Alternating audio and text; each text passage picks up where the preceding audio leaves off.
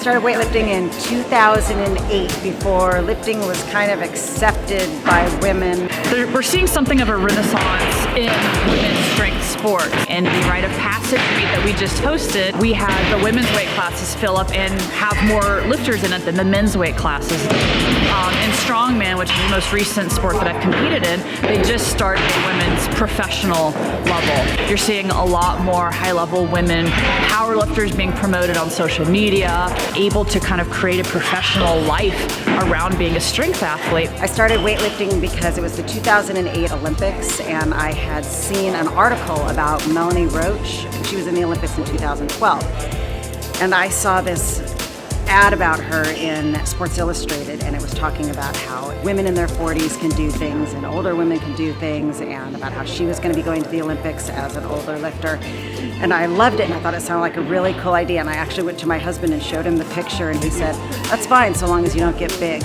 Well, and this is probably something that's been talked about a lot, but everyone thinks that a woman picks up a barbell and suddenly they're going to get big and bulky and manly. And we're starting to see more and more that doesn't happen, particularly with weightlifting. This is not the type of sport that puts a lot of size on people. If you go through the women that are lifting right now, they're pretty svelte. If you look at the women at the high level, and you see Maddie Rogers lifting a ton of weight, you see Morgan King lifting a ton of weight, and you would not necessarily do a double take if they were walking down the street next to you.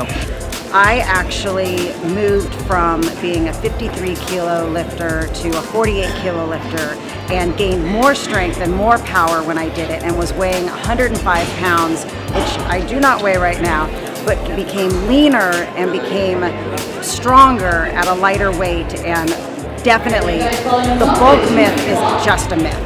I would have said 8 years ago my hope for women in weightlifting is that they become more prominent and more confident in weightlifting, but that happened. They really did. As CrossFit came into the community, it really opened up the doors for them to enter the weightlifting community, and it really allowed them to be just as strong and just as prominent in this sport as men, and that's what I would have hoped for, and for them to feel more empowered by it, and they have become that through weightlifting.